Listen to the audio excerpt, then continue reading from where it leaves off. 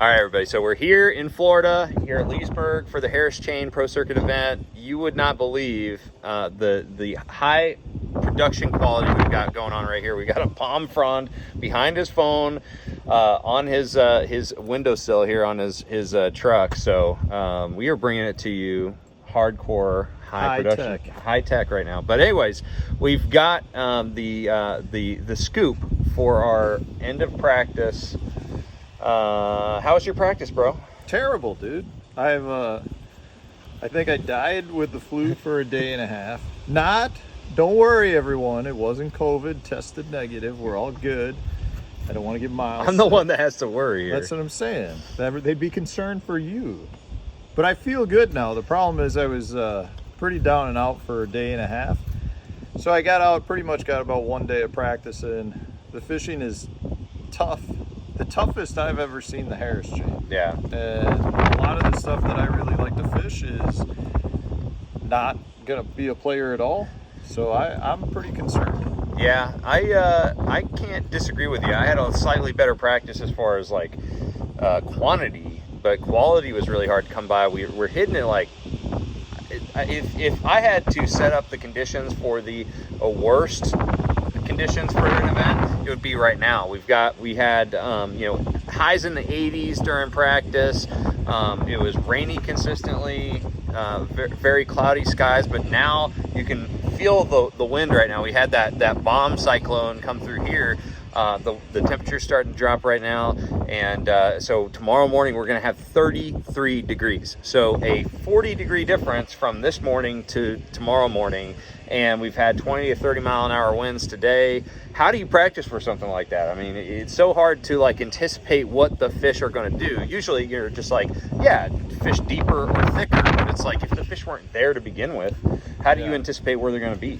Well, in the little bit of practice I had, that's what I went for. Was I tried to practice for the conditions we're going to have, right, and didn't find anything. So that concerns me that I'm going to have to relate back to what I would normally do here. Right. Had we had the weather we had earlier in the week, it's going to be interesting. I mean, part of me wants to say that we're late enough in the year and the water is warm enough that even if it drops 5 degrees, you're still going to have 70-degree temps, and it's not going to have that big of an impact. The other part of me says I've learned from experience that Florida strain bass don't like cold fronts. Yeah, it's all relative. Yeah. Even though the water is still 70 degrees, if it was 76 degrees the day before, that's a pretty rough change. Yeah. I mean, for these fish. And my biggest thing is not necessarily catching a limit, because I mean, with the 12-inch minimum and the amount of bites that I was getting, even with, if you take away 50% of those bites, I still feel like I could catch a limit. But I don't know if they'll weigh more than 5 pounds. I mean, this is legit. I caught 3 fish that were between 3 and 4 pounds, and that's it. I mean, those are the only 3 quality bites that I had. All the rest were just little dinks, and I've got 2 different areas, one on Griffin and one on the other side of the chain.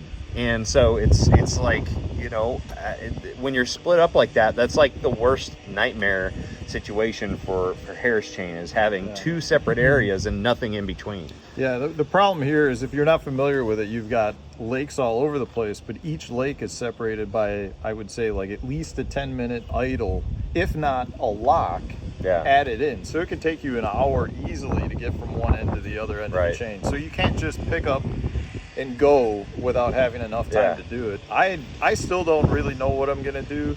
I'll start close, and then at that point, I may make a big run. I don't know. Yeah, I'm not sure. I've got one lake that I want to start in, and then from there, I'm either going to make a run to the other end of the chain, or just try to find something new around that lake that I'm fishing. So I don't know. I'm hoping for like at least 12 pounds tomorrow, but I have not. Yesterday I caught about 12 pounds, but I'm not seeing proof that I can do that doing what I'm doing. I might have to adjust on the fly, but everybody is. What do you think weight-wise? To make day 3, top 50. Top 3 or top 50. I'd say 12 pounds a day is going to make the top 50. 12 and a half maybe. Yeah. Yeah, I mean, I think 12 and a half for sure. Yeah. 12 I think gets you in there. This is I mean, it's the toughest I've ever seen. I know Right. everyone keeps telling us the chain is fishing better than it's ever fished, and we've seen recent tournaments that had really good weights, but I feel like we're truly hitting a post spawn lull where you're dealing with, you know, fish that are maybe not as active. At the same time, the fish don't have the weight that they had. I think 12 pounds for sure does it, because every year we've been here in the past, it's about 12 pounds.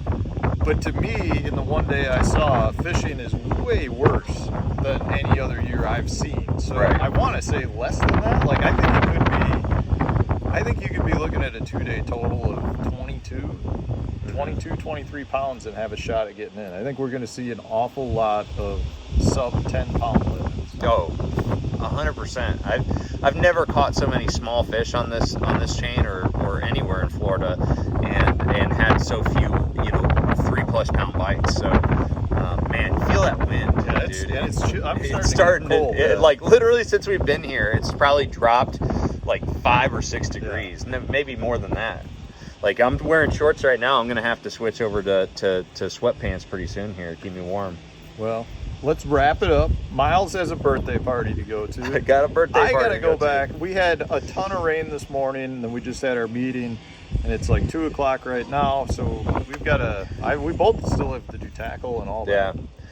But for the first day, so tomorrow I've got a camera boat with me for the first half of the day. So check out MajorLeagueFishing.com. Watch the live coverage of that on there. And you don't have a camera, but you can still watch all the live coverage. I can't. Huh? I can't. Oh, people. No, Yeah. people can. I'm not allowed. You can still watch all the live updates as far as his weight and stuff. Send texts into into MLF, letting them know they should heckle Miles, give him some hell, and see if he can perform under pressure. Oh, dude, bring it on, Mr. TV over here. All right, guys, thanks for watching. Make sure you subscribe, like the video, follow Sonar Fishing, Matt Steffen Fishing. Stay tuned. Hopefully we can pull out some good fish catches for you. See you guys tomorrow.